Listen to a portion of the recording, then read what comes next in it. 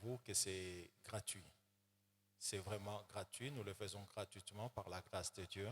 Et nous avons souligné en répondant à ceux qui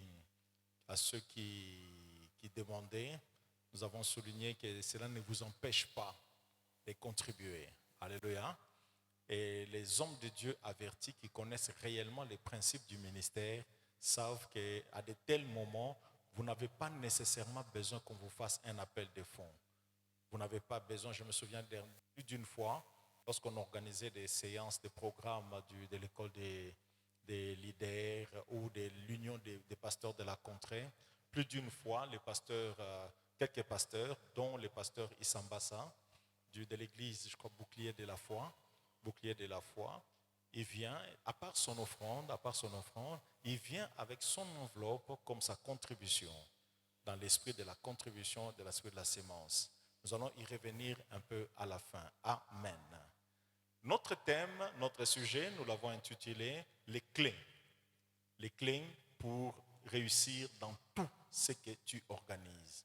Les clés pour réussir dans tout ce que tu organises.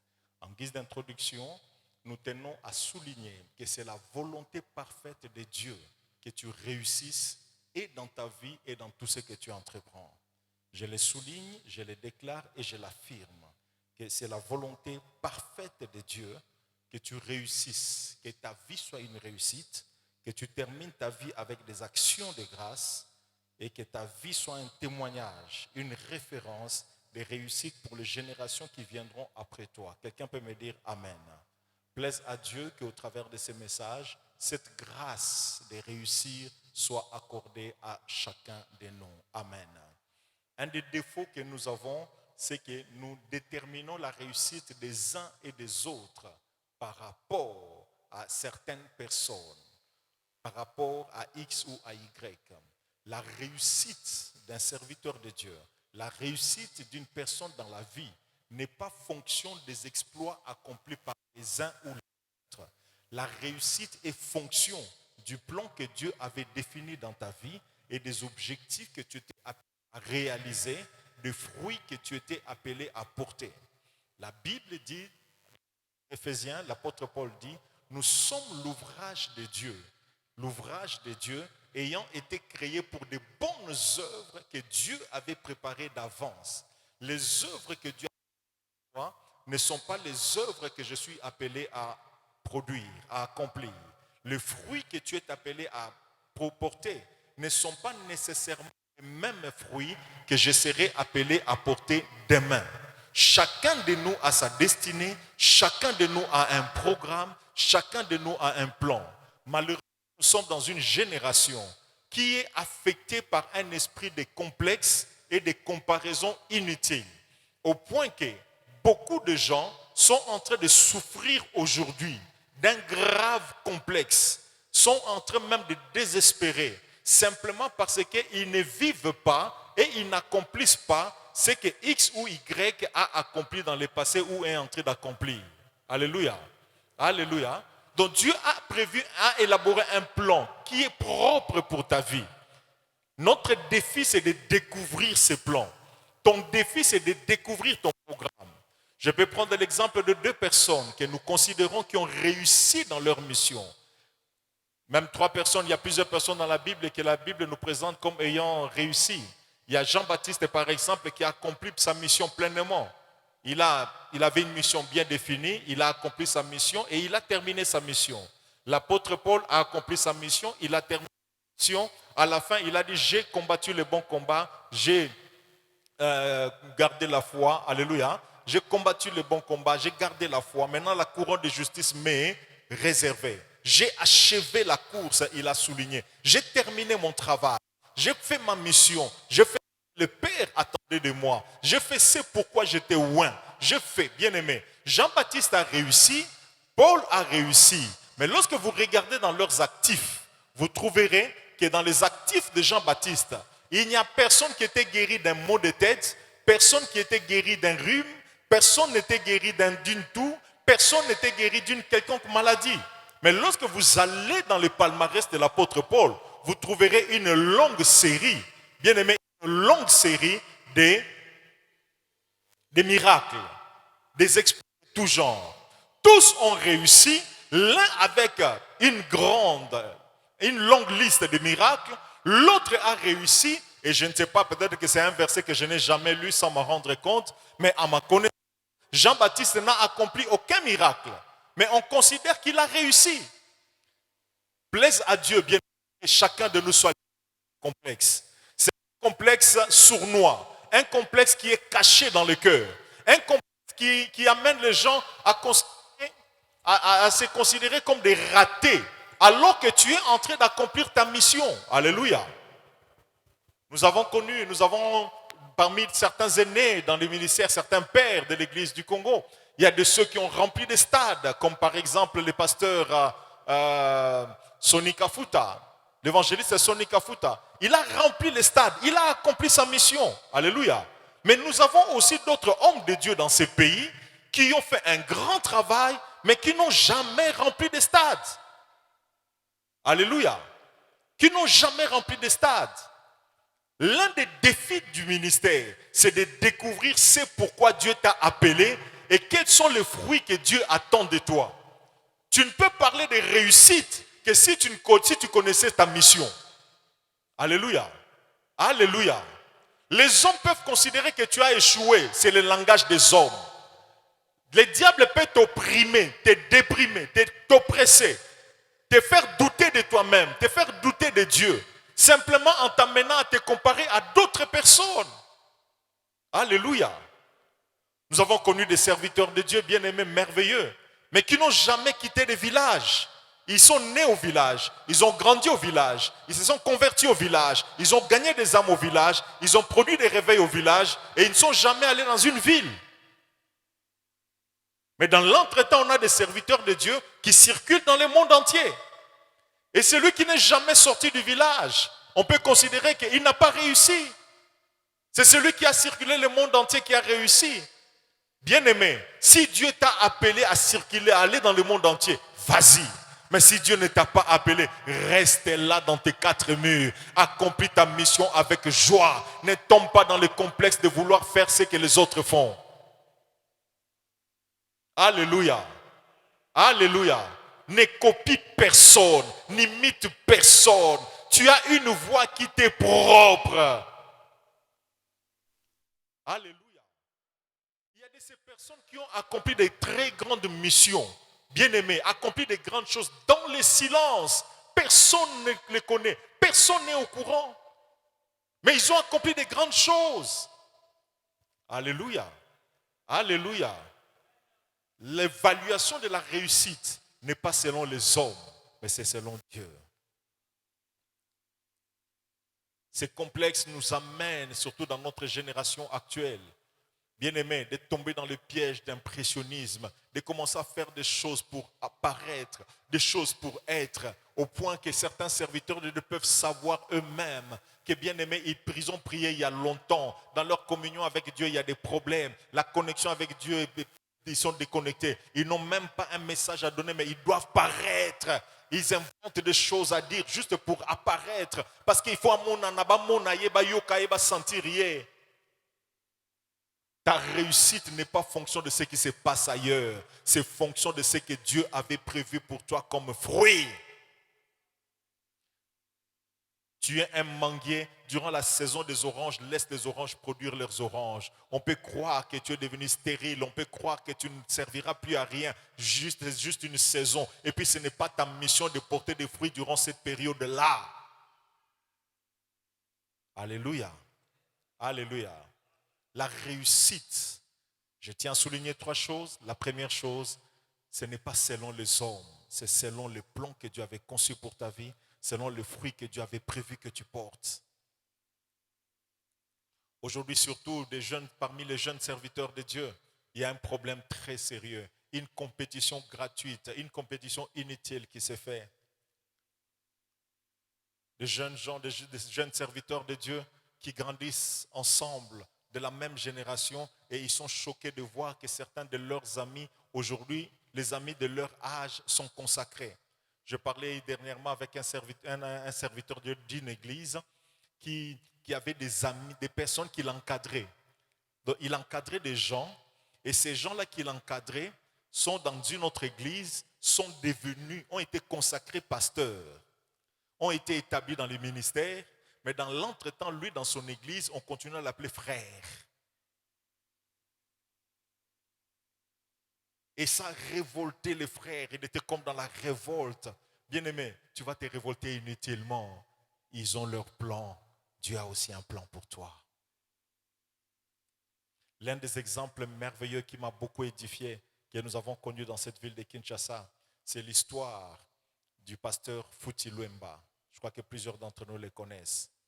Durant plusieurs années dans cette ville, avant qu'il commence à diriger une église, il évoluait à l'église du Rocher ici à Mamobutu, et là il servait en tant que diacre. Il n'était pas reconnu comme pasteur, c'était un diacre.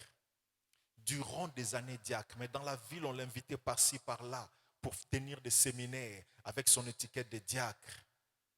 Et certaines personnes que lui l'encadraient, qui étaient même ses enfants, dans d'autres endroits, on les considérait comme des pasteurs. Les petits qu'il a vus naître dans la foi, il a vu grandir dans la foi, étaient des pasteurs. Mais dans l'entretemps, il était resté calme, en train de servir simplement comme un simple diacre. Et ceux-là qui étaient devenus, je ne sais pas qui, étaient considérés comme des gens ayant réussi. Et lui, c'est comme s'il était bloqué, comme il était limité. D'autres personnes pouvaient même dire qu'il avait besoin d'une prière particulière ou autre. Il avait compris une chose, Dieu fait chaque chose bonne en son temps. Chacun a son chemin. Et ce qui est même merveilleux par rapport au ministère, j'ai découvert une chose, ce n'est pas les titres qu'on porte qui produisent des fruits, c'est l'onction qui est sur toi qui produit les fruits. Tu peux avoir un grand titre, mais ne rien faire. Tu peux avoir un grand titre et ne pas produire les résultats. Alléluia. La réussite, ce n'est pas aux yeux des hommes, c'est devant Dieu. Devant Dieu, c'est en fonction de ce qu'il attend de toi comme fruit, de ce qu'il t'a donné comme mission, de ce qu'il t'a donné comme cahier de charges. Je ne parle pas de ce que tu t'es donné comme vision, de ce que tu t'es donné comme mission, de ce que tu t'es donné comme objectif. Non, de ce que Dieu a prévu pour toi. Alléluia. La Bible nous dit, nous avons lu la fois passée, le Seigneur Jésus, et la Bible, les textes de Saül, de David, c'est par là que nous avons introduit notre message de la fois passée, dans 1 Samuel 1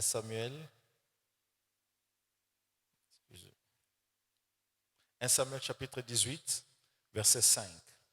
La Bible dit, David allait et réussissait partout où l'envoyait Saül. Dans tous les domaines, dans toutes les missions qu'on lui confiait, la Bible révèle que David réussissait partout.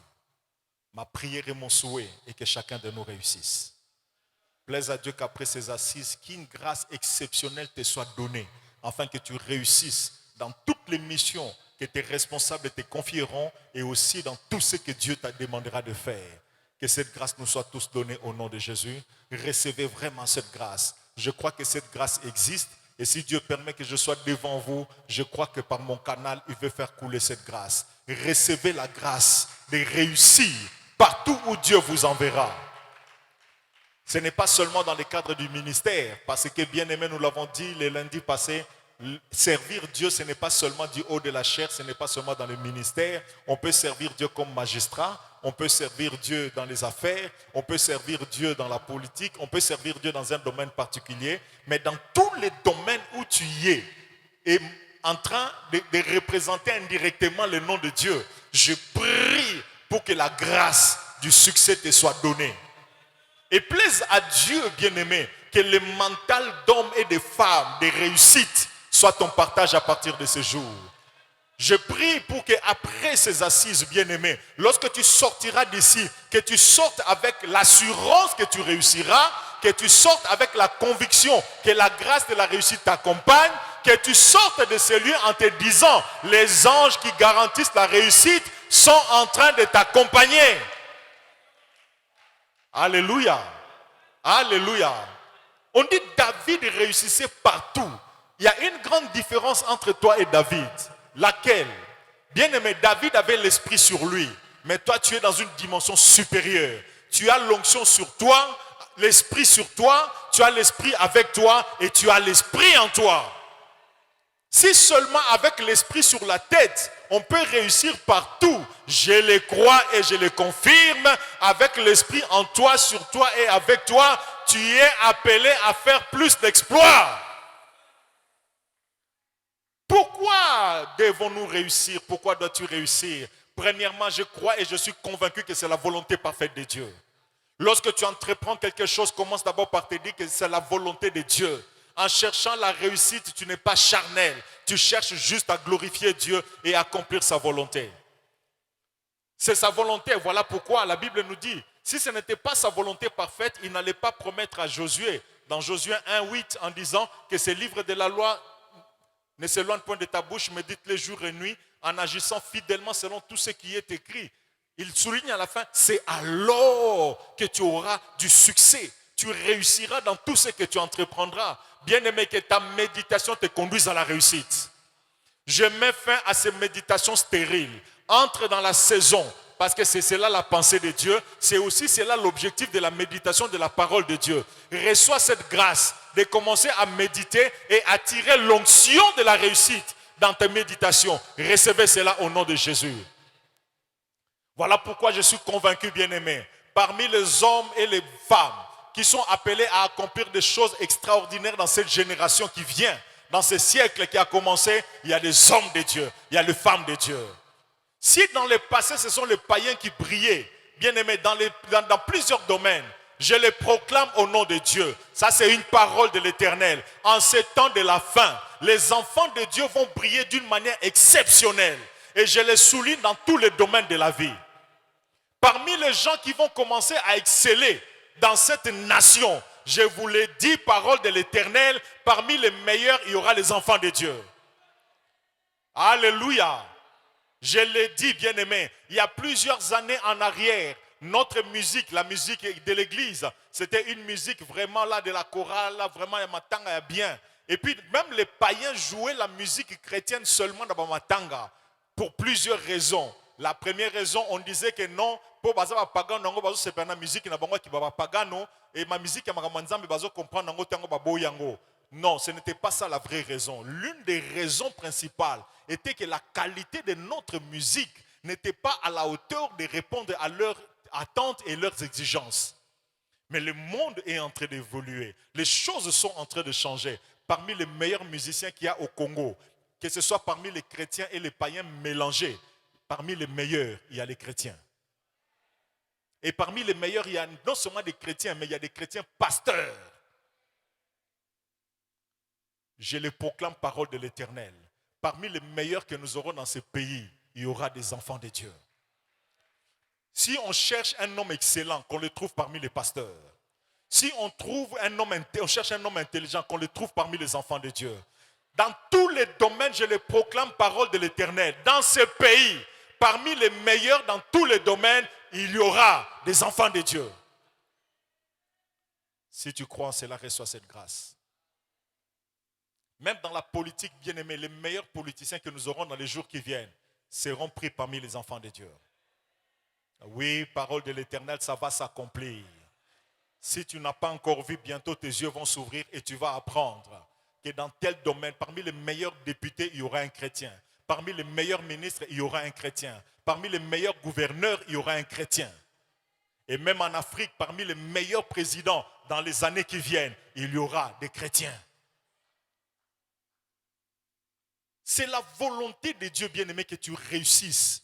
Pourquoi? Premièrement, c'est la volonté de Dieu. Deuxièmement, ça glorifie Dieu comme vous ne pouvez pas imaginer. Lorsqu'un sorcier réussit, le message est véhiculé. Nganganaye azamakasi. Vrai ou faux? Lorsqu'un païen réussit, lorsqu'une personne qui consulte les féticheurs réussit, le message circule. Nganganaye azamakasi. Lorsqu'une femme réussit dans le monde, réussit à protéger son ménage par les fétiches. Les gens témoignent que Nganganaye Aza Makasi. L'heure est arrivée pour qu'on commence à demander Nana Simbela Onzungu. Yebisaye, Basimango Kala na Ikulusu. Na Golgotha Yesu asa Simbela Nzungu. Aningisa makila na e tanga. Lokola makila na e tanga. Na ku échouer lisusu. Te! Il est important, bien aimé, que chacun de nous ait ce mental, soit déterminé à réussir, à être parmi les meilleurs. Parce que, bien aimé, ta réussite constitue une motivation pour les hommes et les femmes qui connaîtront les mêmes épreuves que toi sur ton parcours ou dans ton domaine. Tu as vécu certaines épreuves, tu es passé par certaines difficultés, tu as connu, tu viens sortir d'une certaine famille, tu as connu certains combats que les gens connaissent ou connaîtront demain. Mais si malgré tout ce que tu as vécu, tu as réussi ou tu es en train de réussir, crois-moi, tu deviendras une référence. Les générations qui viendront après se diront, malgré ce que je vis, je réussirai parce que tel autre avait réussi aussi. Amen. Mais la réussite, dans tout ce qu'on entreprend, n'est pas un hasard. N'est pas un hasard. On peut vous donner la tomate, les ail, les oignons, céleri. Qu'est-ce qu'on met encore comme ingrédient? Ail, pardon, piment, du sel, muscade, feuilles de laurier. Bien aimé, on peut prendre toutes ces choses avec de l'eau. Na réchauffe appelé si moto.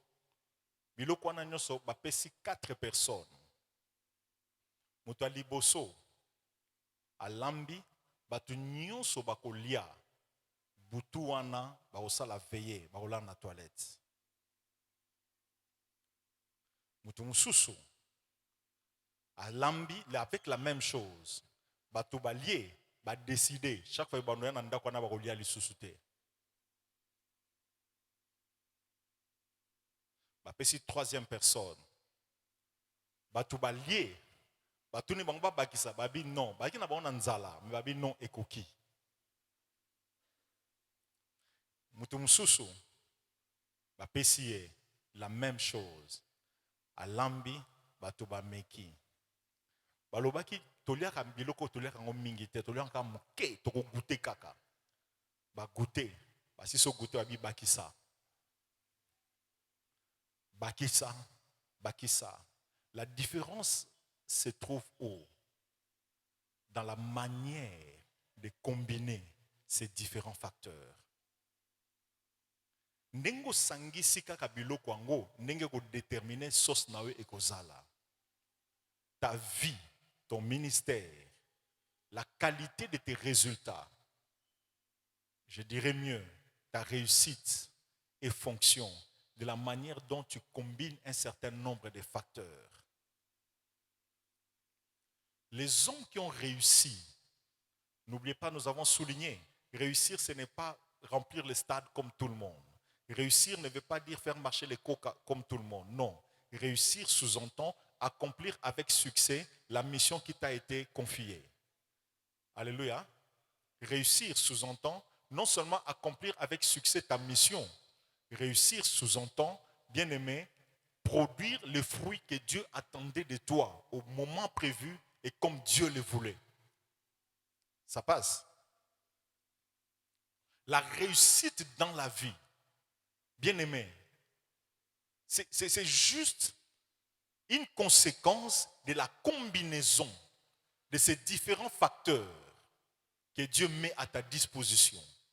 De différents facteurs que tu connais, que tu comprends, que tu découvres. Ceux qui ont réussi ne sont pas exceptionnels. Ce sont des hommes de la même nature que toi et moi. J'aime bien ce que la Bible déclare sur le prophète Élie. La Bible dit Élie était un homme de la même nature que vous et moi. C'était un homme de la même nature que vous et moi. Malgré que nous sommes identiques, il a appliqué certains principes qui ont fait de lui un homme exceptionnel, qui a marqué sa génération, jusqu'aujourd'hui, il nous inspire. David, vous connaissez même certaines de ses faiblesses. Et il y a même des erreurs que David a commises que vous n'avez jamais commises et que vous ne commettrez jamais dans votre vie. Vous ne commettrez jamais. Mais il est présenté comme l'homme selon le cœur de Dieu et il réussissait partout où Dieu l'envoyait. Mais quel est le secret de sa réussite? Je bénis Dieu parce que je m'adresse aux Bantous, je m'adresse aux Noirs dans l'auditoire. Ceux qui nous suivent sur la télé, c'est toutes les couches de la race humaine. Mais pour ceux qui sont dans l'auditoire, vous êtes mieux placés pour comprendre. Pour l'homme noir, les Bantous, il n'y a pas de décès sans cause et il n'y a pas non plus de réussite sans cause cachée. Vous êtes d'accord avec moi? Donc l'homme noir, lorsqu'il y a réussite, c'est qu'il y a une cause, il y a un secret, il y a un principe. Mais quel est le secret de la réussite de ceux qui ont réussi? Nous l'avons dit lundi passé. Premièrement, bien-aimé, être dans la volonté de Dieu. Pas ce que tu veux, mais ce que Dieu veut. Pas accomplir ta volonté, mais la volonté de Dieu. Et nous avons souligné, je reviens sur cela, tout ce qui est religieux n'est pas de Dieu. Je ne sais pas si je me fais comprendre. Tout ce que nous faisons au nom de Dieu, Dieu n'est pas nécessairement dedans. L'apôtre Paul veut prêcher l'évangile en Asie au nom de Jésus, sous l'onction donnée par le Saint-Esprit. La Bible dit que c'est le Saint-Esprit qui s'est levé pour lui résister. Le Saint-Esprit, pas un démon, pas un Ndoki, pas un Nganga, pas un magicien, mais le Saint-Esprit lui résiste. Donc, s'il n'avait pas compris la résistance de l'Esprit, il allait aller de porte en porte, de village à village, prêchant l'évangile, chassant les démons, arrivé au ciel. Il présente à Jésus ce qu'il avait fait en Asie. Jésus dit, je ne connais pas ces histoires-là. Comme il dira à certaines personnes, je ne vous ai jamais connu. Connaître la volonté de Dieu, connaître les temps de Dieu. Nous avons ajouté aussi, je crois qu'ils sont les éléments essentiels qu'on avait soulignés, mais nous tenons à souligner aujourd'hui 3 ou 4 éléments essentiels importants qui peuvent nous aider à réussir dans tout ce que nous en prenons. La première chose que j'aimerais souligner aujourd'hui, c'est la détermination à réussir. La détermination à réussir. J'aimerais m'adresser à ceux qui sont avancés en âge. Tu n'as plus l'âge d'essayer de faire des choses. Tu as maintenant l'âge de faire comme si tu n'auras plus jamais le temps de le faire encore.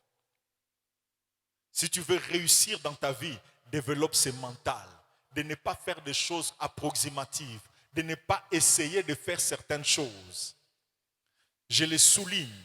Si tu veux être parmi les meilleurs dans ton domaine, dans tout ce que tu auras à faire, bien-aimé, sois déterminé à bien faire, à réussir, non seulement à réussir, mais à très bien faire la chose. Je vis des serviteurs de Dieu faire certaines choses comme en essayant. Ce que Simbi est Simbi, ce que Simbité est Simbité, non. Ce mental-là ne te permettra pas de relever certains défis. Il y a des résultats qu'on ne peut relever que lorsque tu as le mental. Bien-aimés d'hommes et de femmes qui se disent, même si la porte est fermée, je sais que j'entrerai. Même s'il y a des obstacles, je sais que Dieu créera une voie pour moi, pour que j'atteigne ma destination. Alléluia. Alléluia. Alléluia. Je crois que la détermination nous permettra, nous amènera à minimiser tout ce qui peut nous démotiver. Je ne sais pas si ça vous est déjà arrivé, mais à moi et à plusieurs autres serviteurs de Dieu, c'est déjà arrivé d'avoir envie de tout abandonner, d'avoir envie de laisser. Je bénis Dieu parce que moi, ce n'était pas à l'extrême, comme c'est le cas de certains pasteurs qui ont subi des oppressions, qui ont subi des combats, qui sont passés par des combats tellement graves, des gens qui ont des appels authentiques, mais à cause des difficultés, à un moment donné, ils étaient fatigués.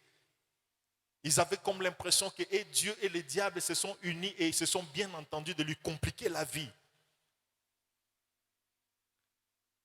Ils ont vraiment se sont bien entendus parce qu'ils crient à Dieu, Dieu n'entend pas. Ils chassent le diable ne part pas. Ils chassent les démons ne partent pas. Donc il a comme l'impression que Dieu, ils sont d'accord qu'il a échoué dans la vie. Des serviteurs qui ont abandonné, des merveilleux serviteurs qui ont manqué les cours, l'encadrement de leurs frères. Lorsqu'il t'arrivera d'avoir le désir d'abandonner, de poursuivre tes rêves, bien-aimé, la première chose à chercher à savoir si c'est là la volonté parfaite de Dieu pour toi. Si c'est la volonté parfaite de Dieu pour toi, bien-aimé, tu n'as pas de choix. Lève-toi, continue la marche. Si ce n'est pas Dieu, qu'on crée ba courage à Bouzoba, Tika, Vanda, Lukanzambe.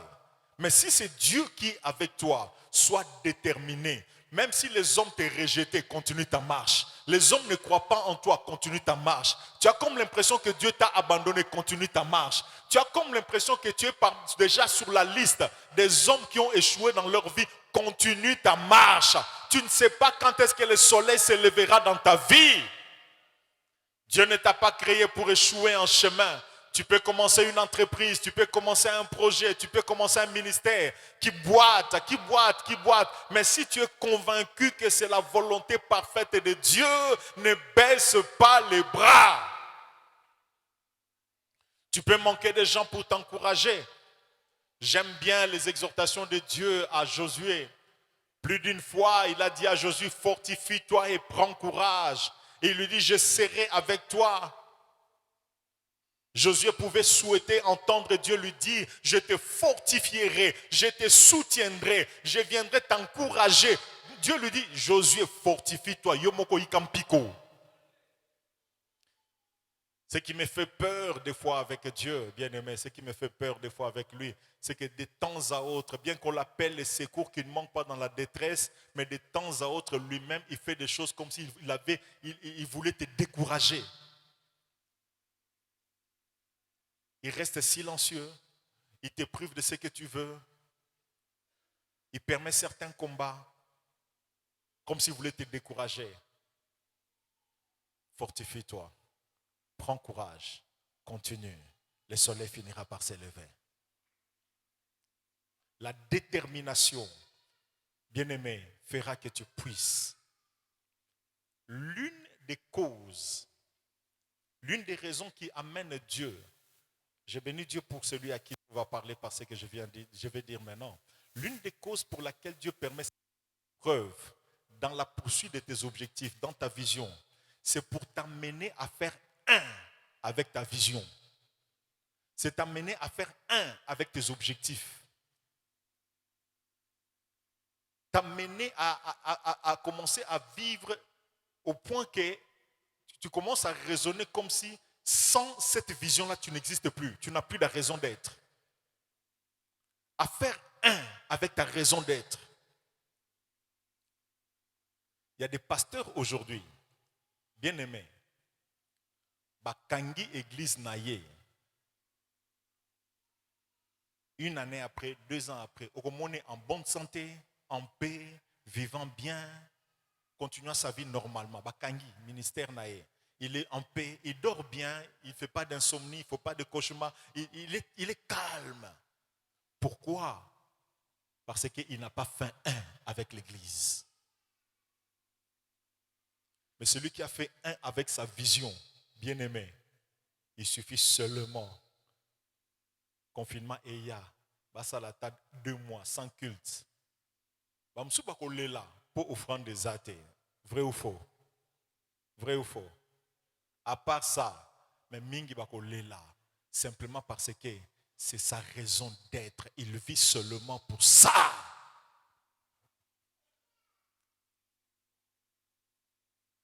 Dieu fait traîner quelque chose dans ta vie. Je bénis Dieu pour celui à qui Dieu parle. Dieu fait traîner, il fait traîner une vision que tu as, un projet que tu as. Ça, tu te bats pour que ça prenne forme, mais ça traîne. Le problème de Dieu est que, et toi et ta vision, vous deveniez inséparables.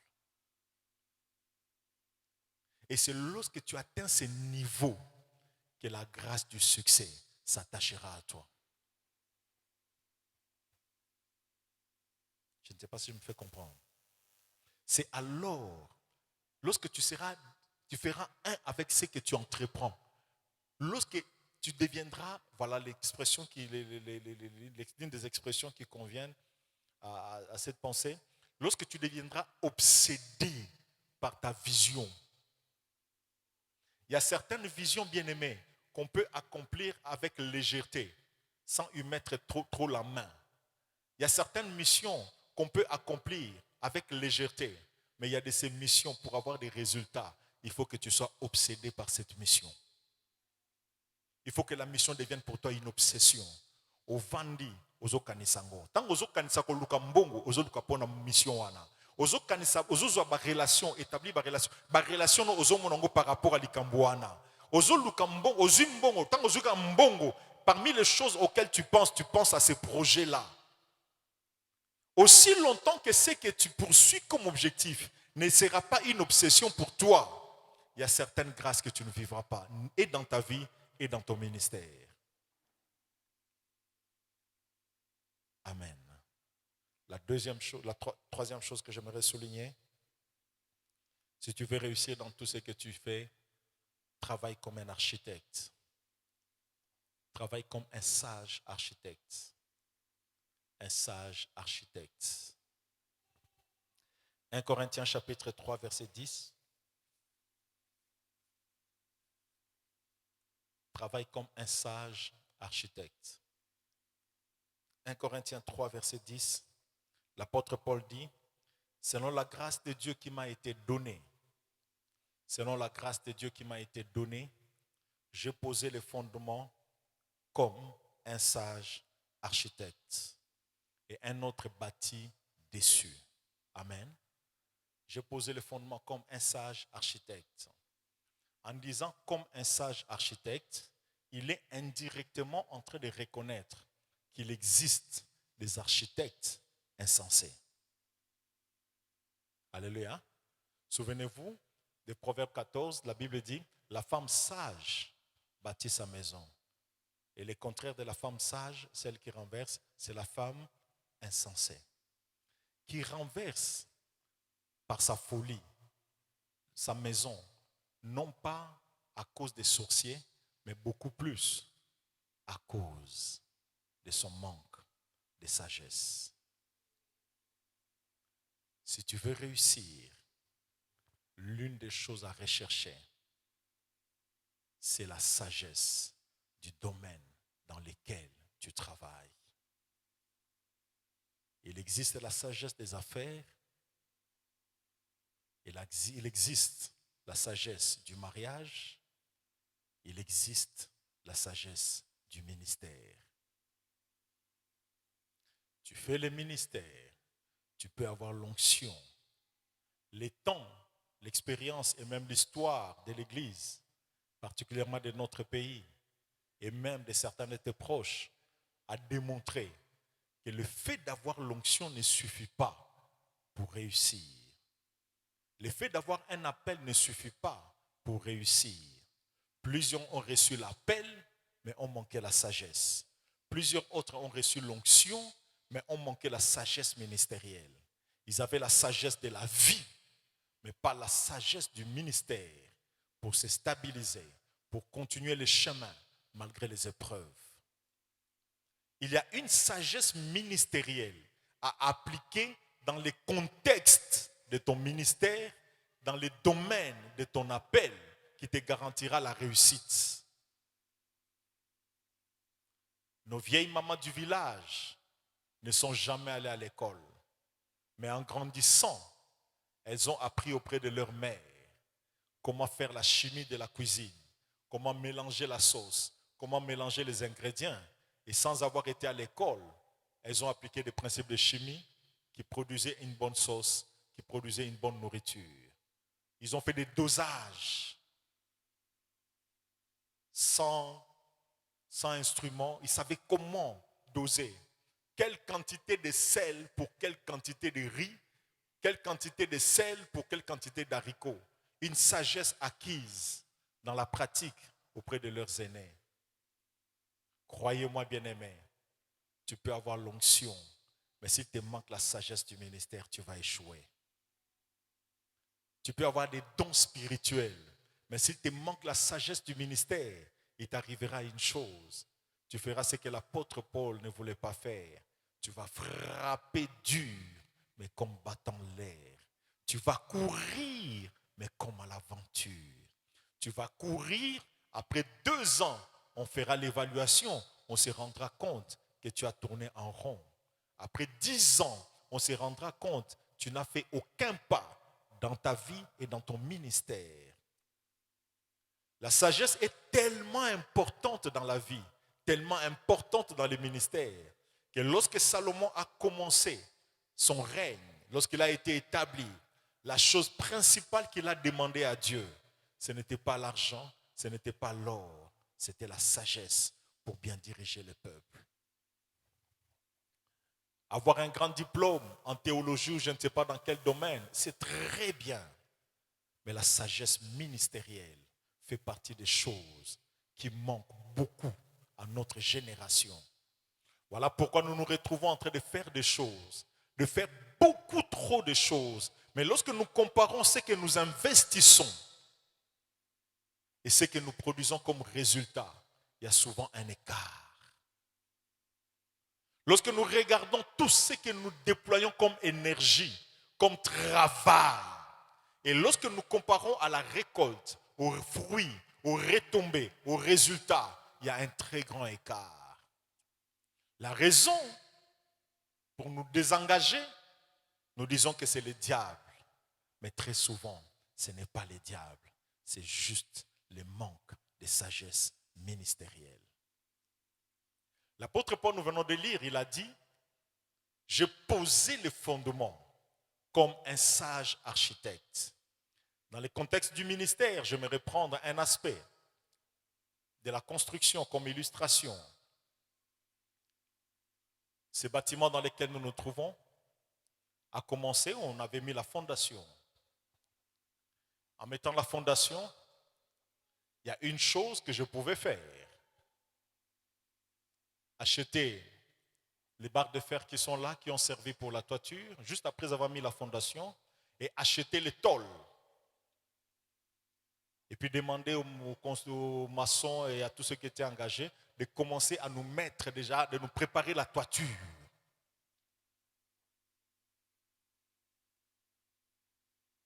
Je pouvais raisonner de cette manière-là, mais c'est de la folie. Que fait l'architecte? Tout ce que l'architecte fait dans la construction, il le fait en tenant compte de ce qui était fait avant et en tenant compte de ce qui sera fait après. Je ne sais pas si je me fais comprendre. Il construit, c'est-à-dire on a élevé les murs jusqu'à ce niveau et à ce niveau-là, on se dit là, on doit mettre la ceinture. Et lorsqu'on met la ceinture, après, on est conscient de ce qu'on va mettre après. Comme un sage architecte, il met chaque chose, donc tout ce qu'il fait entre dans une logique. Tout ce qu'il fait entre dans un plan. Tout ce qu'il fait entre dans un programme. Qu'est-ce qui nous arrive dans le ministère? Nous nous réveillons le matin, on a la pensée d'une veillée, on fait des veillées. On apprend que tout le monde fait 21 jours, nous faisons les 21 jours. On apprend qu'actuellement, tout le monde parle de séminaire, marathon de prière, marathon de prière. Non, il faut qu'on cherche quelque chose de fort, marathon, non, conclave. On cherche une expression là qui frappe fort. Bien-aimés, dans les ministères, il est important que nous puissions avoir cette logique. Ce que nous faisons aujourd'hui s'ajoute sur quoi et qu'est-ce qui viendra après. Je ne sais pas si je me fais comprendre sur ce point. Donc, ce que je fais aujourd'hui, ça vient s'ajouter sur quoi? J'ai entendu quelques frères de l'église, j'ai parlé des études, j'ai encouragé les gens à étudier, mais j'ai vu des gens penser faire des études. Mais tu veux faire quoi? J'ai dit, bon, je suis en train de chercher à faire une formation. Quelle formation? Non, qui on a coin bazo tang sabato sur espagnol. Ok, c'est une bonne langue. Yo au portugais, c'est bon. Ok, mais tu suis cette formation pour ajouter sur quelle formation antérieure et pour que ça vienne te préparer à quoi d'autre après? Alléluia. Alléluia. Un exemple typique. Il est supposé que nous sommes tous passés sur le banc de l'école. Et sur le banc de l'école, observez très bien la manière dont le programme était conçu. C'est un programme qui nous a menés d'un niveau où on a commencé par nous dire 1 moins 2, c'est égal à combien? Pardon? 1 moins 2. Toute la classe dit impossible. Et le prof dit félicitations, vous avez réussi. 10 sur 10. Et puis après, on vient ajouter d'autres explications. Et en ajoutant d'autres explications, d'autres matières, celui qui trouvait 1 moins 2 égale 1 moins 3 est impossible, commence à dire 1 moins 3 égale à moins 1 moins 3 égale à moins 2. Quelqu'un dit moins 1. Égale à moins 2. Alléluia. Et puis après, on vient ajouter d'autres notions. On vient ajouter d'autres notions. Ces notions sont ajoutées non pas parce qu'on a reçu une révélation. On a senti une conviction. Non pas parce que ce message est à la page à ce jour-ci. Non pas parce que tout le monde en parle actuellement. Non. C'est simplement quelque chose qui vient s'ajouter sur ce qui a été fait hier. Sur ce qui a été fait l'année passée. Voilà pourquoi la plupart d'églises, je ne dis pas que c'est le cas pour toutes les églises, non, ce n'est pas le cas pour toutes les églises. Les églises qui sont à leur début, je dis bien les églises qui sont à leur début, qui vont de séminaire en séminaire, de convention en convention, de séminaire en séminaire, de convention en convention. Certaines de ces églises dépensent trop d'énergie, mais la croissance n'est pas toujours proportionnelle aux énergies déployées. Pour quelle raison? Le séminaire 1 ne vient pas, le séminaire 2 ne vient pas compléter le séminaire 1. Le séminaire 3 n'a rien à voir avec le séminaire numéro 1. Le programme qu'on aura après n'a rien de logique. En résumé, qu'est-ce que je veux dire par là? Si tu veux réussir, entre dans la logique de faire les choses en tenant compte de ce qui a été fait antérieurement et de ce qui sera fait après. Faute de quoi, tu vas courir, mais comme un vrai aventurier. Tu vas frapper très fort, mais comme battant l'air. Amen. Un sage architecte ne fait pas des choses pour faire. Ce qu'il fait entre dans la logique d'un plan, entre dans la logique d'un programme.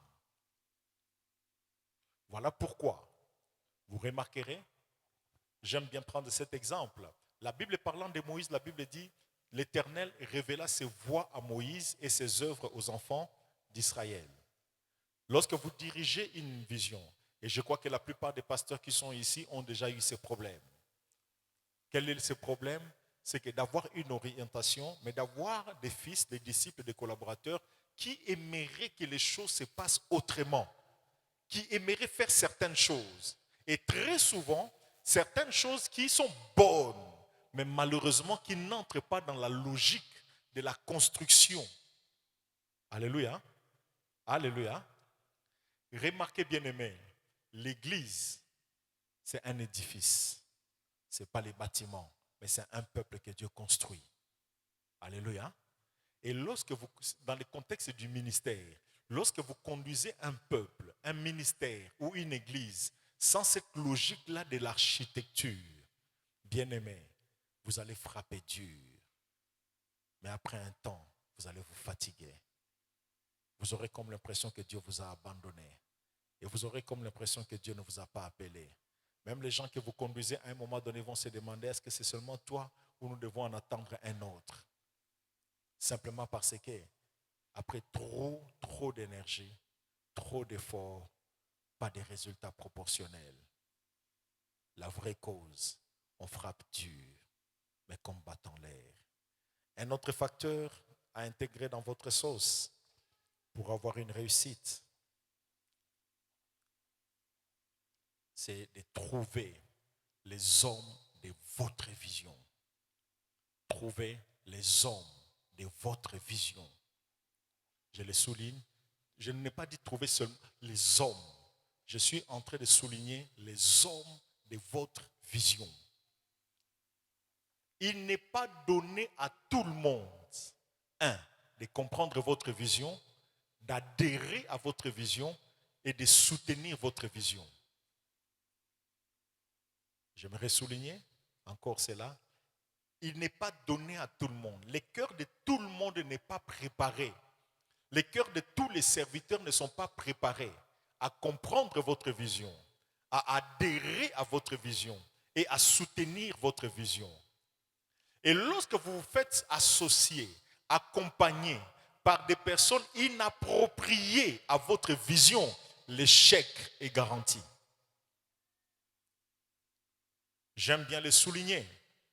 Peu importe votre vision, peu importe votre intimité avec Dieu, la qualité de vos résultats dépend de la qualité de vos collaborateurs.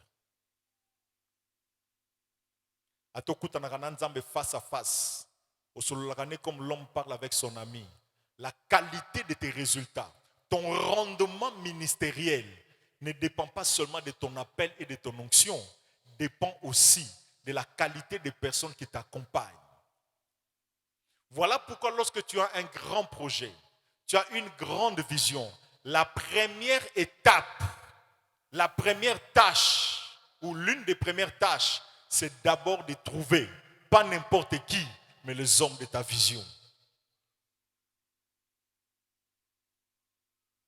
J'aimerais souligner, tout le monde n'est pas appelé à t'accompagner. Tout le monde n'est pas appelé à te soutenir. Tout le monde n'a pas les cœurs préparés. Dieu appelle Moïse pour un ministère étrange, spectaculaire, avec des éclats, avec des signes. Mais Dieu a préparé le cœur de son frère Aaron. À peine il voulait commencer son ministère, Dieu a fait venir Aaron. Et Dieu a présenté Aaron à Moïse en disant, ton frère est là. Jésus, avant de commencer son ministère, l'une des premières choses qu'il a commencé à faire, ce n'était pas de chercher des partenaires financiers, c'était d'abord de chercher les 12. Tu veux commencer un grand ministère, un grand projet, pose-toi d'abord la question si tu as déjà trouvé des gens. Il y a de ces choses que tu peux faire seul. Comme quelqu'un j'ai lu ça quelque part sur Facebook, où quelqu'un disait, si tu veux aller vite, réaliser vite tes objectifs, vas-y seul, ne te fais pas accompagner par n'importe qui. Tu vas produire rapidement tu vas aller vite. Mais si tu veux aller loin avec ta vision, fais-toi accompagner. Et si tu veux aller vraiment loin, fais-toi bien accompagner. Mais si tu veux traîner le pas, régresser et même échouer, fais-toi mal accompagner. Il y a un certain niveau du ministère. On n'associe pas n'importe qui à ce qu'on fait. Il y a un certain niveau, une certaine qualité de vision auquel on n'associe pas tout le monde.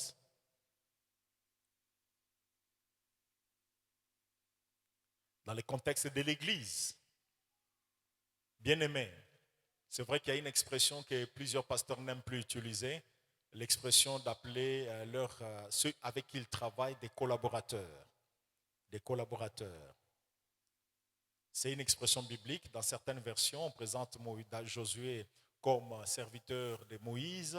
Le même texte, dans d'autres versions, on présente Josué comme étant collaborateur de Moïse. Donc c'est une expression, ne souffrez pas si ceux qui travaillent avec vous, on les appelle collaborateurs. Le contexte actuel de l'église des réveils, on veut plus les appeler les fils ou les disciples. C'est bon, il y a des raisons à cela. Mais d'une manière pratique, ceux avec qui tu travailles sont tes collaborateurs. N'est-ce pas, pasteur Didier? Sont tes collaborateurs. Selon la grandeur de la mission, selon la grandeur de la vision, bien aimé, ce n'est pas tous les fidèles qui doivent devenir tes collaborateurs.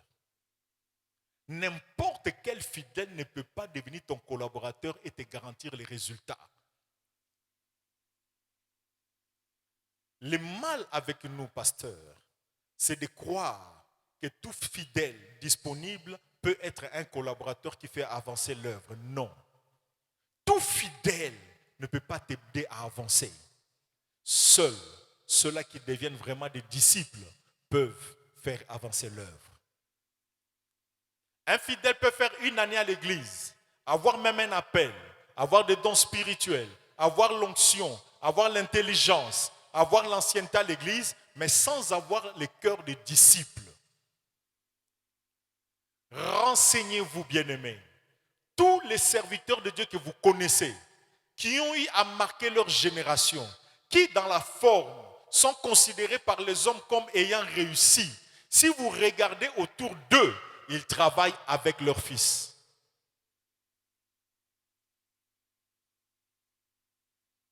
Ils travaillent avec leurs fils. Ils travaillent avec leurs disciples. Pas des disciples parce qu'ils suivent leurs enseignements. Ils sont là, bien aimés. Le cœur de l'homme est bizarre. Quelqu'un peut être là à tes pieds en train de t'écouter, mais dans l'entretemps en train de chercher à savoir comment te couper la tête. Judas était là assis en train de suivre les enseignements du maître, mais tout en calculant la côté Kendenge Nini. Donc tous ceux qui sont assis à tes pieds ne sont pas nécessairement tes disciples. Le temps manquerait pour qu'on puisse parler de qu'est-ce qui distingue un bon disciple d'un mauvais disciple, d'un vrai disciple d'un faux disciple. Mais lorsque tu as une grande vision, rassure-toi que les personnes que tu associes ont le mental et le cœur des disciples. Et d'ailleurs, le fait qu'ils aient le mental et le cœur des disciples, bien aimés, naturellement, ils se rapprocheront. Naturellement, ils se connecteront à toi. Naturellement, tu ne les forceras pas à s'impliquer dans ce que tu fais. D'avec joie, ils vont se donner. C'est l'un des signes des bons disciples. Un bon disciple ne demande pas que son maître lui donne un travail. Un bon disciple identifie le défi et s'implique. Vous êtes d'accord avec moi? Mais si tu n'as pas de bons disciples, crois-moi, tu as déjà échoué. Les disciples, c'est Dieu qui donne. Tu as la responsabilité de les reconnaître, les identifier et les choisir. C'est ta responsabilité. Les identifier, les reconnaître et les choisir. Après les avoir choisis, les former par rapport à la vision. Les former par rapport à ta vision. L'une des causes de l'instabilité des églises, surtout des églises de réveil actuellement, c'est que la plupart des pasteurs sont entourés par des collaborateurs qui ne sont pas leurs disciples, qui sont des disciples d'autres pasteurs ailleurs. Je ne sais pas si je me fais comprendre. Tu as 7 collaborateurs les plus proches qui constituent ton cercle fermé. Dans leur langage, dans leur attitude, dans leur manière de faire, ils n'ont rien de toi. Ils te considèrent juste comme un collaborateur, mais pas des gens qui sont assis en train d'apprendre de toi. Je les souligne. Avoir des gens, c'est bien, mais quels gens tu as? Pour les pasteurs titulaires qui sont là présents, hommes de Dieu, les gens qui vous entourent, votre cercle proche, si ceux avec qui vous travaillez ne sont pas vos disciples, peu importe leur onction, ce sont des bombes. Je ne dis pas que ce sont des bombes à retardement, mais non. Ils peuvent être des facteurs de déstabilisation, de régression et même des staticos de l'œuvre. Mais lorsque tu as des disciples, la réussite est garantie. J'aime bien le texte de Jean chapitre 4, verset 1er-2. La Bible nous dit, Jean-Baptiste a baptisé plus de personnes que Jésus-Christ. Toutefois, il n'a pas baptisé seul, mais ce sont ses disciples qui ont baptisé avec lui. Il a eu plus de résultats grâce à qui? Aux disciples qu'il avait. Je l'ai dit précédemment, tous les grands serviteurs que vous connaissez, qui ont marqué leur génération, l'une des clés de leur secret, c'est de trouver les personnes appropriées à leur vision, de trouver des personnes qui adhèrent avec le cœur des disciples, pas des gens qui viennent s'associer à vous en attendant de trouver une voie de sortie, pas des gens qui viennent s'associer à vous avec un agenda caché, pas des gens associés à vous avec la prédisposition que yindi na zunanga partinda munakei, mais des gens qui viennent comme des disciples, qui s'approprient la vision, qui font de la vision leur vision, qui font du projet leur projet, qui font des défis de l'église leur défi.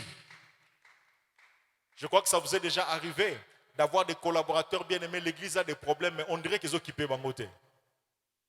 On dirait que ça a problème dans Bangote.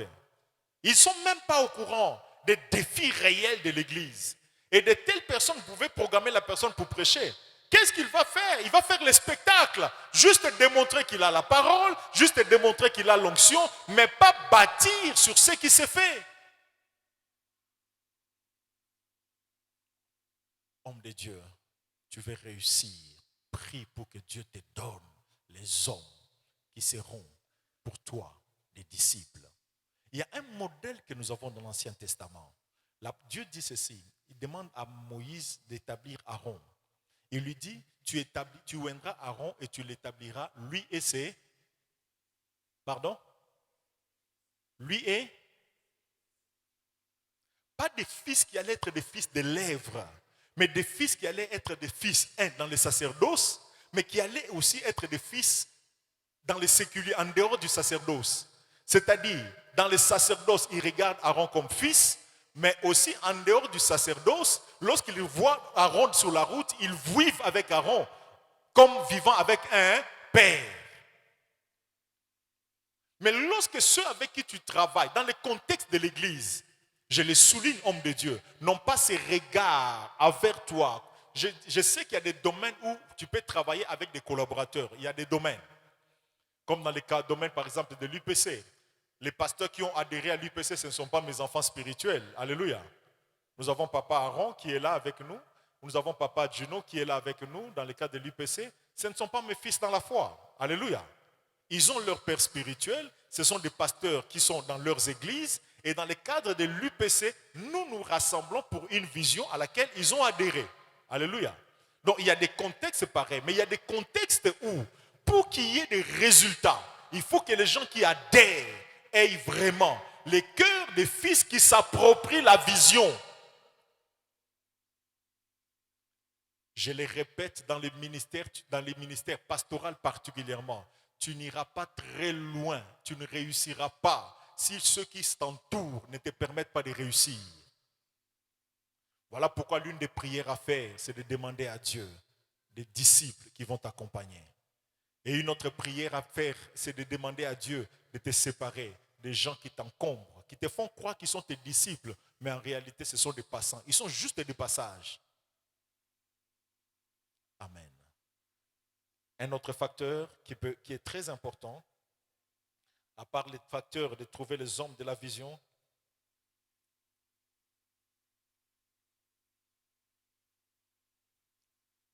c'est de former ces collaborateurs avec qui tu travailles.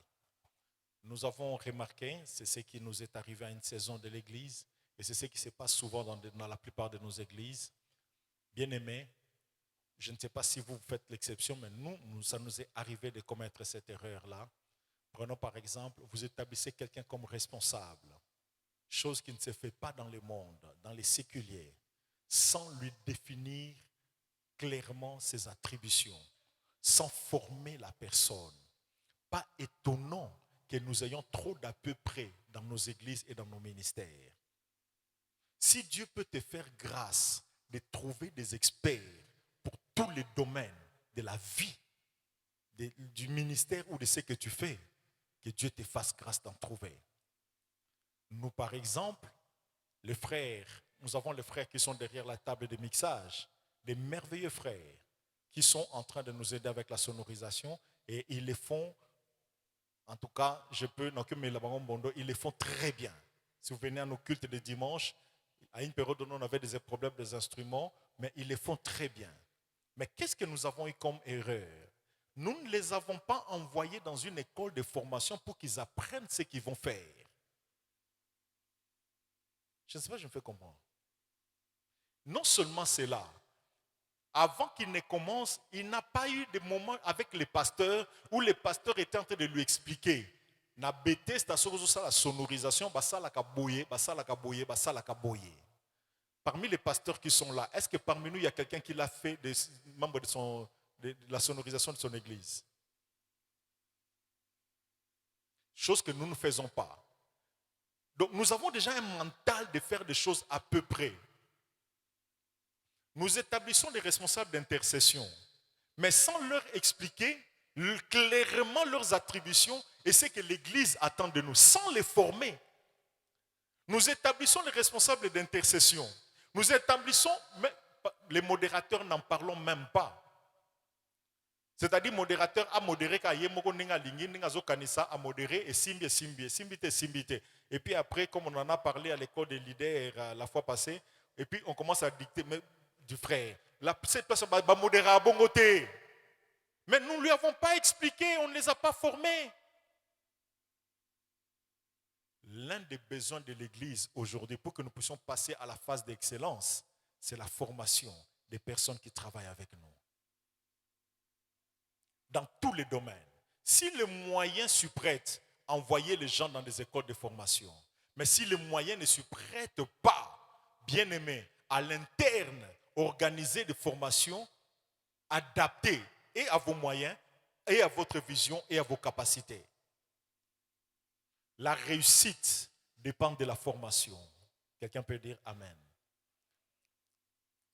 En d'autres termes, que Dieu vous fasse grâce d'avoir des experts avec qui vous allez travailler. Avoir des experts, croyez-moi, ça vous fait gagner le temps. Un expert n'est pas seulement celui qui a acquis son expertise à l'université. Un expert peut être aussi quelqu'un qui, dans un domaine, s'est tellement appliqué qu'il a maîtrisé. Réussir n'est pas un mystère, mais c'est la combinaison juste des principes. Un autre facteur qui peut te garantir la réussite, ça c'est une notion que nous n'avons pas beaucoup intégrée dans nos vies des églises de réveil, une bonne planification des tâches conduisant à la réalisation des objectifs. Une bonne planification des tâches à exécuter pour parvenir au résultat final. Une bonne planification du programme à réaliser, une bonne planification des tâches à exécuter pour parvenir à la réalisation des objectifs. Lorsqu'on fait la planification, dans la planification, on répond indirectement à un certain nombre de questions. Parmi les questions auxquelles on répond, qui fait quoi dans la réalisation des objectifs et qui le fait quand, il le fait avec qui, il le fait avec quoi, il le fait comment. Alléluia. Lorsque tu as un objectif, entre aujourd'hui le déclenchement du processus et la réalisation du projet, les temps qui passent, c'est un temps à planifier. Vous vous rendrez compte, bien-aimés, plus vous réussirez à planifier la gestion de votre temps, vous commencerez à vous rendre compte que vous n'avez pas beaucoup de temps gaspillé.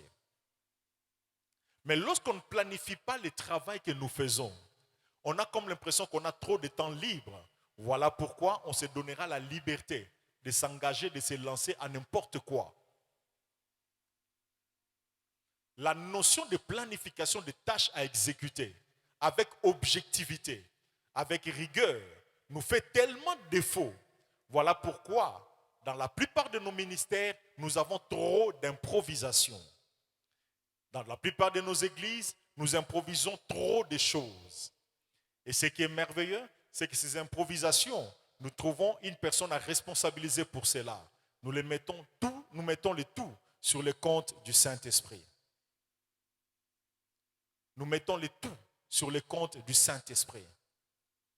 Et pourtant, un homme responsable est censé savoir qu'est-ce qu'il doit faire en chaque étape du temps qui passe. Jésus a dit, aujourd'hui j'ai guéri les malades, je chasse les démons demain je serai à tel endroit, et après-demain, j'aurai fini. C'était la planification. Je crois en avoir parlé à un des programmes de l'Union des pasteurs de la contrée qu'on avait ici. Lorsque tu rencontres une personne responsable, tu demandes quel est ton programme de demain. S'il te dit je ne sais pas, c'est un irresponsable.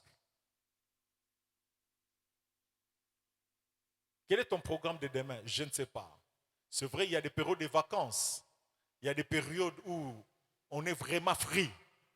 Mais lorsque ta vie est faite de free, c'est que tu n'es pas entré dans le loin.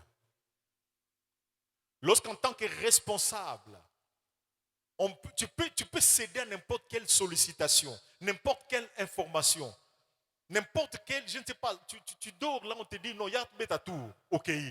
Il y a un de gauche, tambola, ok. Lorsque tu as trop de temps libre, c'est que tu n'as pas encore fait un avec ta vision. Je vous ai dit à l'introduction, il y a certaines choses qui traînent dans ta vie parce que Dieu veut t'amener d'abord à faire un avec ta vision. Et lorsque tu feras un avec ta vision, tu commenceras à intégrer cette vision dans une planification par rapport au temps. Et en les serrant dans le temps, bien aimé, tu commenceras à comprendre que le temps est court. Le temps n'est pas à gaspiller.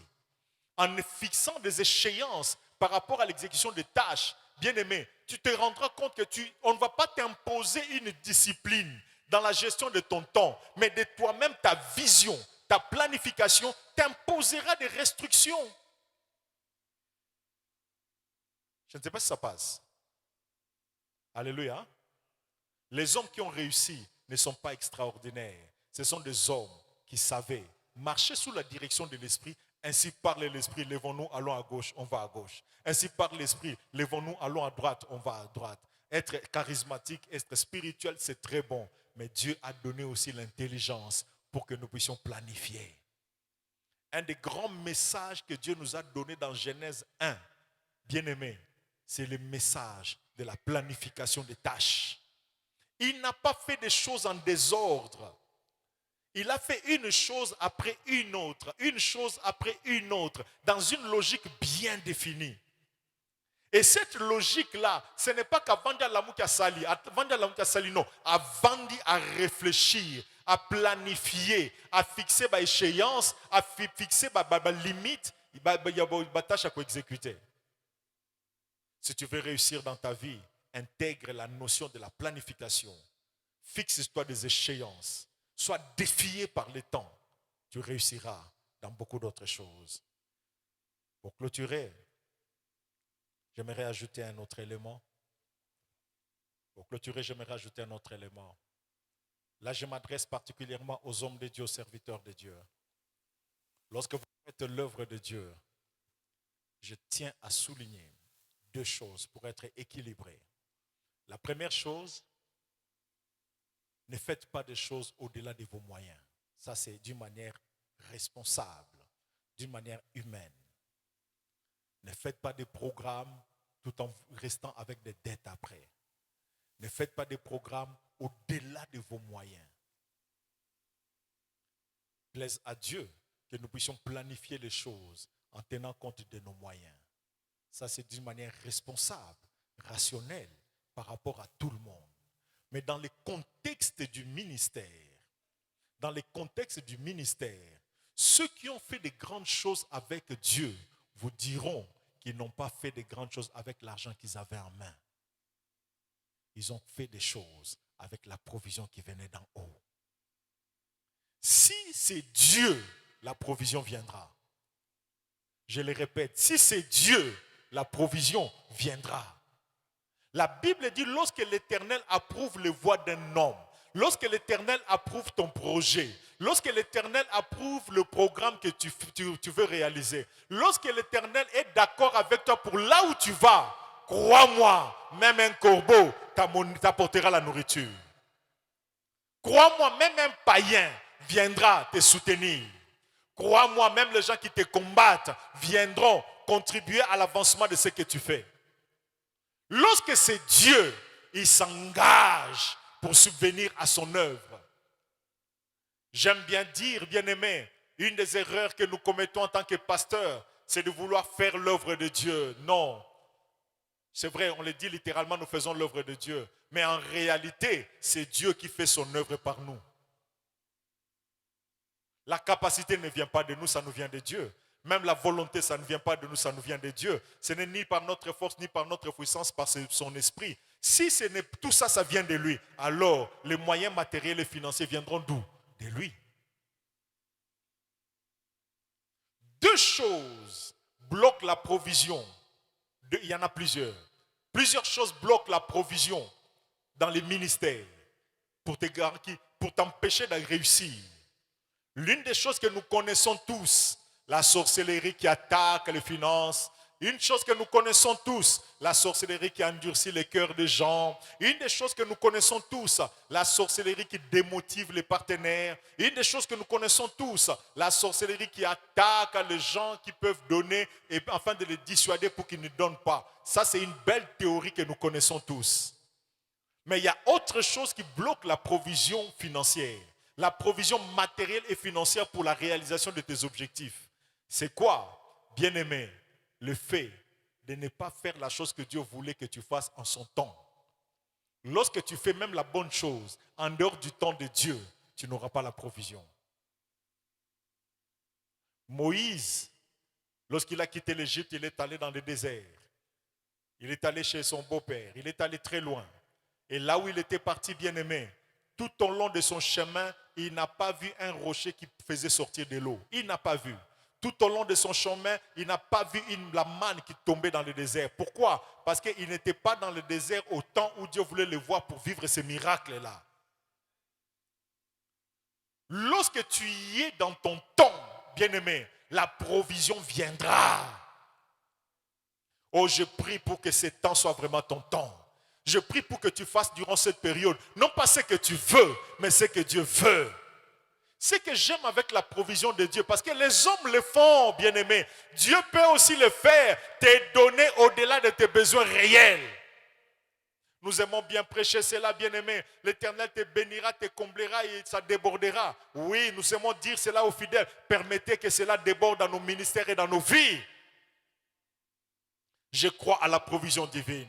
Je vis Dieu pourvoir à mes besoins. Je vis Dieu pourvoir aux besoins de l'Église. Je le vis pourvoir au point qu'aujourd'hui, bien-aimé, on ne peut pas me mentir que Dieu est incapable. Je crois à la provision divine. Il pourvoit au matériel, il pourvoit aux finances, il pourvoit aux hommes pour la saison. Il pourvoit. L'essentiel pour toi, c'est d'être en train de faire ce que Dieu veut que tu fasses durant cette période-là. L'essentiel pour toi, c'est que tu sois dans la volonté de Dieu. L'essentiel pour toi, bien-aimé, que tu crois à sa provision. Et alors, tu auras la provision qui te garantira la réussite. Plusieurs sont en train de pleurer. Pasteur, le ministère est dur. J'ai reçu le message d'un homme de Dieu qui m'a appelé de l'intérieur pour dire, pasteur, je ne te connais pas, mais prie pour moi. Je suis en train de prier parce qu'il y a des gens pour qui je prie, pour qu'ils viennent me donner l'argent du ministère, pour que je fasse le ministère, mais ils ne viennent pas. Dieu n'a pas encore touché leur cœur. Ils citent les noms des gens. C'est biblique, ça peut arriver que tu cites les cœurs des gens. Mais je vous en prie, bien-aimé, j'ai fait un exercice et ça marchait. J'ai appliqué ma foi dans ce sens-là, ça marchait. Tourne les regards vers Dieu. Et Dieu touchera les cœurs, même des personnes auxquelles tu n'as jamais pensé. Amen. Troisième chose qui bloque notre provision pour réussir, que ce soit la provision matérielle, financière, c'est le manque de confiance en Dieu, le manque de foi. J'ai découvert que l'œuvre de Dieu se fait par la foi. La provision matérielle, on l'attire par la foi. La provision financière, on l'attire par la foi. Que Dieu t'amène à cette dimension, bien-aimée, d'être convaincu que l'eau ne manquera pas de couler dans le désert. L'eau a coulé dans le désert, non pas parce que le peuple avait pleuré, non, parce que Moïse avait cru. Ils sont sortis de l'Égypte. Ils ne savaient pas combien de jours ils allaient faire. Moïse ne savait pas. Il pouvait penser à une semaine, 2 semaines, mais il ne savait pas. Même une semaine, c'est déjà beaucoup. Mais en prenant tout un peuple, bien aimé, Moïse n'a pas pensé à l'eau. Il a demandé à ce qu'ils puissent dépouiller leurs voisins, de prendre de l'or, des pierres précieuses, mais pas de prendre de l'eau. Cela sous-entend qu'il savait dans son cœur que lorsque le problème d'eau viendra, Dieu se débrouillera. On pouvait demander à Moïse, Tozo kende boy, quand c'est ma maman na kanisa ngote na ebite menzamba ebisinga na ebisa no bobi mato kende. C'est tout ce qu'il m'a dit.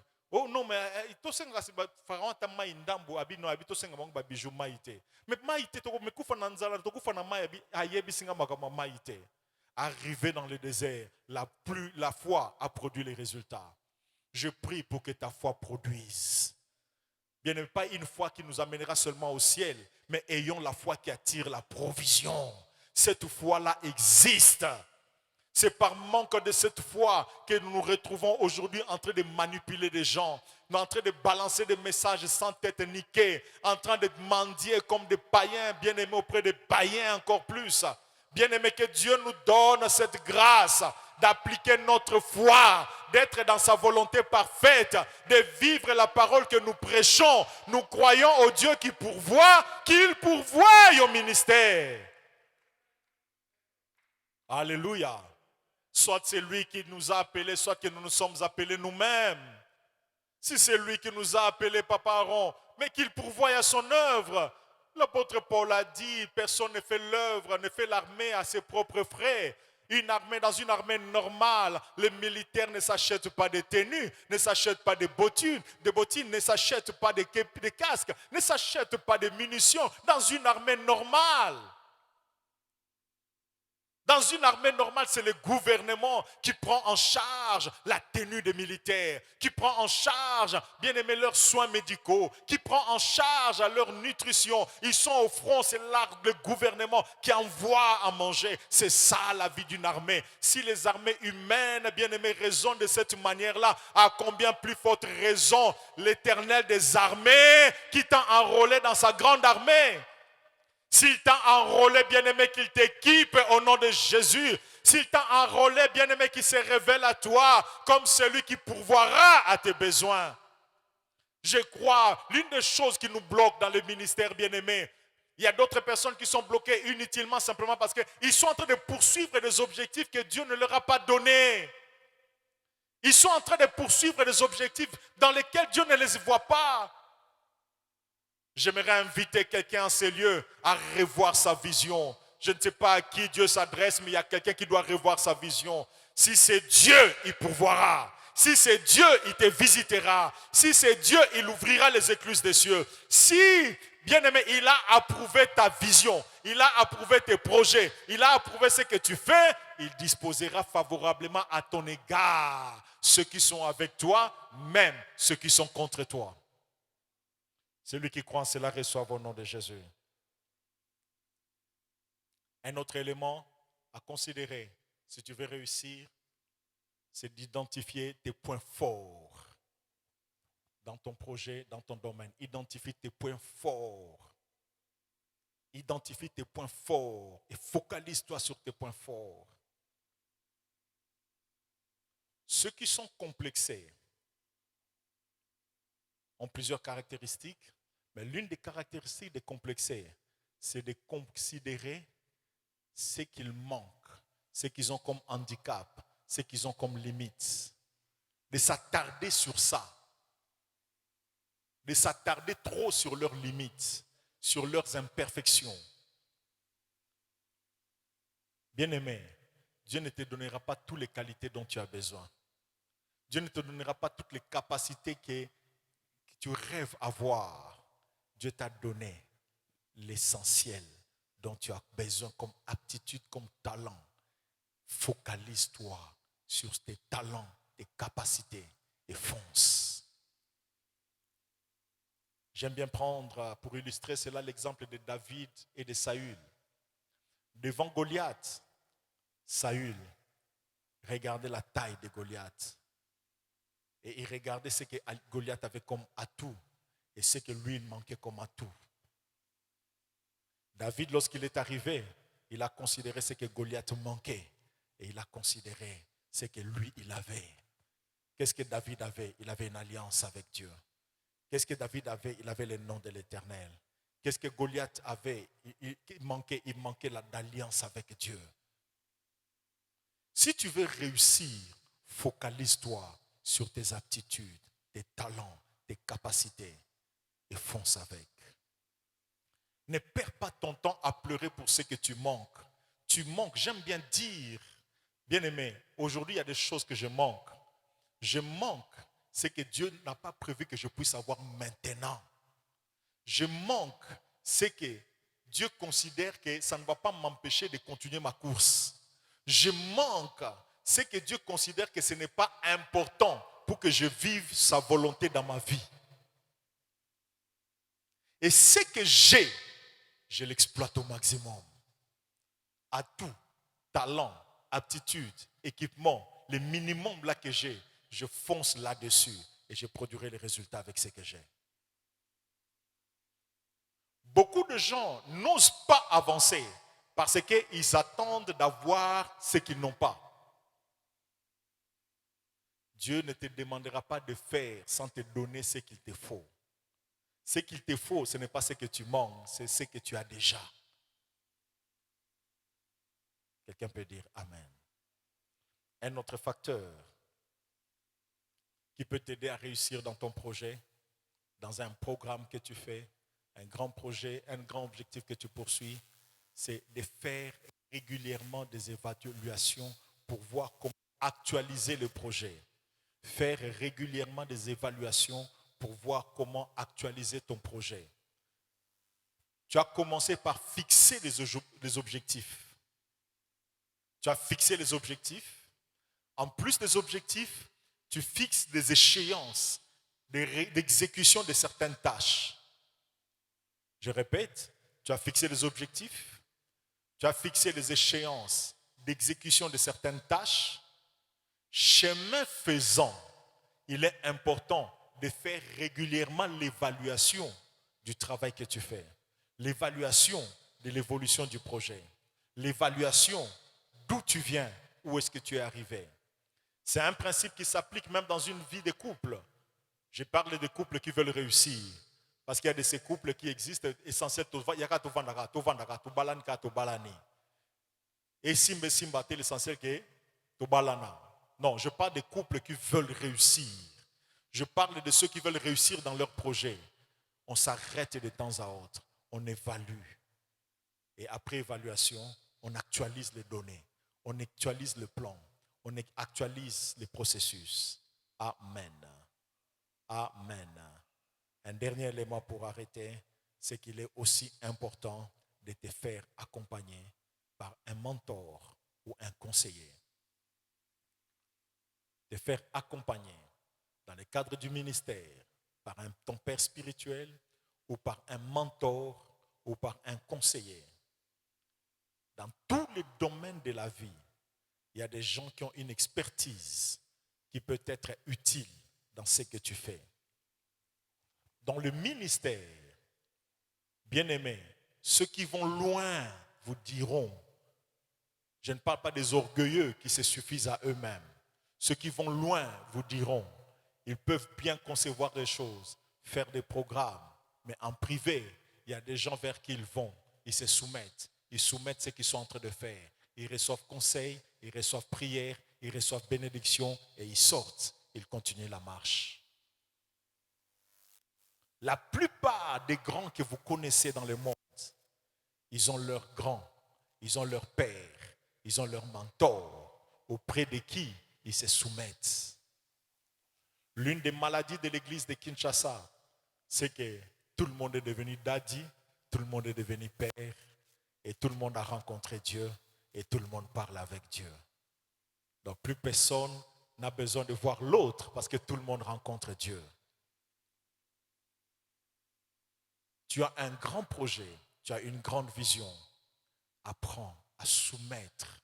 Lorsque je dis soumettre, on sous-entend, bien-aimé, accepter que ta volonté soit mise sous, c'est ça soumettre, sous la volonté d'une autre personne. La soumission garantit l'élévation.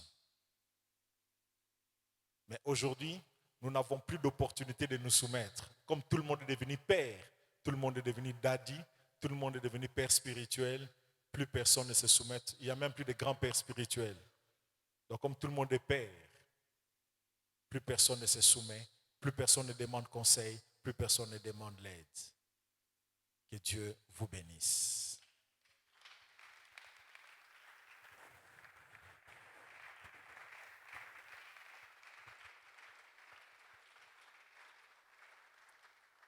Comme je vous l'ai dit à l'introduction, c'est un sujet très vaste et nous ne prétendons pas avoir dit tout ce qu'il fallait, mais il y a un ouvrage qui sera mis à votre disposition qui pourra vous équiper en tant que serviteur de Dieu, parce qu'en parlant des principes qui peuvent nous amener à produire de bons résultats, nous avons aussi ouvert des parenthèses pour notre édification en tant que serviteur de Dieu, en tant qu'enfant de Dieu. Amen. Et je crois que chacun de vous a reçu ça. Est-ce qu'il y a quelqu'un qui a été vraiment édifié? Que Dieu soit béni. Avant de nous séparer, j'aimerais rappeler ce que j'ai dit à l'introduction. Il y a quelqu'un qui plusieurs personnes m'ont demandé, pasteur, c'est une école. Est-ce qu'on va payer? Est-ce qu'on va payer? Et j'ai demandé, mais pourquoi vous demandez? Il y a de ceux qui m'ont dit, pasteur, parce que de tels programmes, c'est une école, c'est un enseignement, c'est un équipement. Sous d'autres cieux, ça s'est fait payer. Papa Didier, je ne sais pas si il s'est trompé. De tels programmes, c'est payant. Avant d'entrer, il y a des droits d'entrée. Mais Dieu nous avait mis à cœur de les faire gratuitement. Et j'ai répondu à certains, cela ne vous empêchera pas, de donner les offrandes parce que c'est un culte. Quelqu'un peut dire Amen. Deuxièmement, cela ne vous empêchera pas non plus de contribuer. Pourquoi contribuer? Premièrement, pour participer à ce travail qui s'est fait. Deuxièmement, c'est votre manière de devenir indirectement partenaire au travail qui est en train de se faire. Troisièmement, c'est aussi une manière de sceller comme nous les faisons. Bizarrement, dans les églises, lorsqu'il y a un programme de tous les fidèles, nous croyons à la sémence, nous croyons au fait de sceller ce qu'on a donné, mais je crois qu'entre hommes de Dieu, nous pouvons appliquer les mêmes principes. Quelqu'un peut dire Amen. Quelqu'un peut dire Amen. Nous allons donner des offrandes. Après avoir donné nos offrandes, nous donnerons l'opportunité à chacun de donner sa contribution pour l'avancement de cette école. Ceux qui ont reconnu la valeur de ce que nous avons partagé donneront conséquemment. Si tu penses que c'était juste des histoires qu'on a racontées, tu donneras proportionnellement. Mais si tu reconnais que par cette école, ta vie, ton ministère ont reçu quelque chose, tu béniras aussi le Seigneur conséquemment. Amen. Je l'ai dit, nous allons donner les offrandes. Après, au deuxième tour, nous donnerons nos contributions pour soutenir cette œuvre. Amen. Père, agrée les offrandes de tes serviteurs et bénis chacun, bénis chaque ministère, bénis chaque église, bénis les projets. Au nom de Jésus. Amen.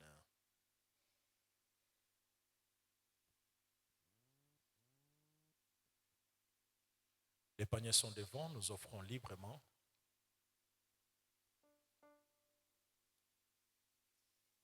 Papa Ali.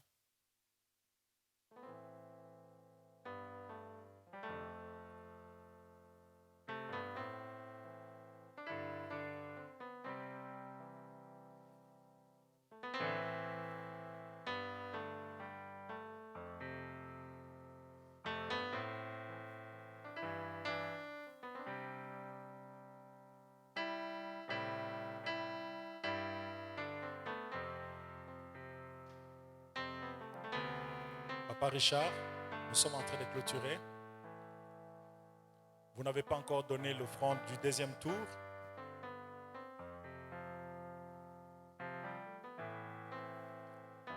Ceux qui aimeraient contribuer à ces ministères, nous ne faisons pas un appel particulier. Celui qui a à cœur, qui comprend qu'il peut donner, que Dieu te bénisse, que Dieu te bénisse.